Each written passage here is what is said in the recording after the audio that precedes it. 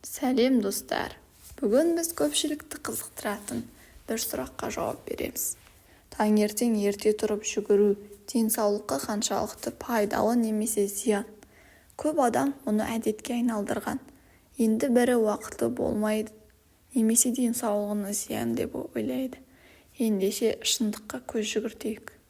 Бірінші бөлім: таңғы жүгірудің пайдасы. Біріншісі, жүрек пен қан тамырларын күшейтеді. Таңертеңгі таза ауада жүгіру жүрек бұлшықетін жаттықтырып, қан айналымын жақсартады. Бұл инфаркт пен инсульт қаупін азайтады. Екіншісі, иммунитетті көтереді. Жүгіру кезінде ағзада эндорфин және серотонин бөлінеді.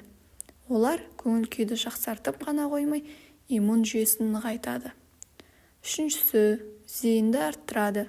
Таңғы жаттығудан кейін миға қан жақсы барады. Соның арқасында адам күні бойы сергек, жұмысқа немесе оқуға зейінді болады. Төртіншісі, салмақты қалыпқа келтіреді. Егер артық салмақтан арылғыңыз келсе, таңертеңгі жүгіру метаболизмді жылдамдатып, майдың жануына көмектеседі. Бесіншісі, тыныс алу жүйесін жақсартады. Таза ауада терең тыныстап жүгіру өкпені кеңейтіп, оттегіні көбірек қабылдауға мүмкіндік береді. Екінші бөлім: таңғы жүгірудің зияны немесе қауіпті тұстары.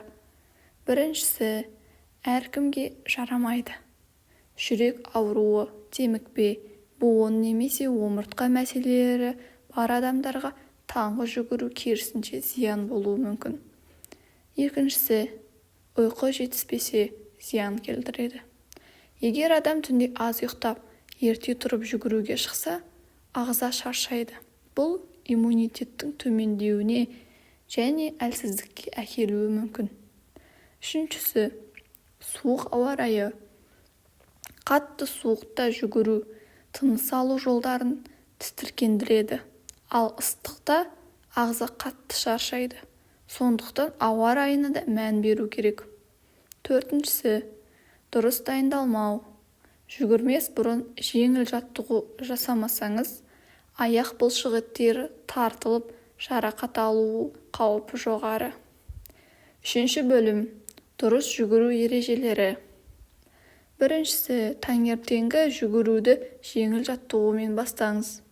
Екіншісі, қатты жылдамдықпен емес, баяу қарқынмен жүгіру пайдалырақ. Үшіншісі, қолыңызға су алыңыз. Ағза сусынданбасын. Төртіншісі, тек ыңғайлы спорттық аяқ киім киіңіз. Бесіншісі, ең бастысы өз ағзаңызды тыңдаңыз. Егер жүрегіңіз қатты соғып, дем жетпесе, бірден тоқтап дем алыңыз. Сонымен таңғы жүгірудің пайдасы көп, бірақ оны дұрыс жасау маңызды. Әркімнің ағзасы әртүрлі болғандықтан, біреу үшін бұл өте пайдалы болса, енді біреуге керісінше зиян болуы мүмкін. Ең бастысы, денсаулыққа зиян келтірмей, өз режиміңізге ыңғайлап жүгіру. Егер сізге бұл ақпарат пайдалы болса, лайк басып, арнаға жазылып кетуді ұмытпаңыз. Ал сіз таңертең жүгіруге шығып көрдіңіз бе? Комментарийге жазыңыз.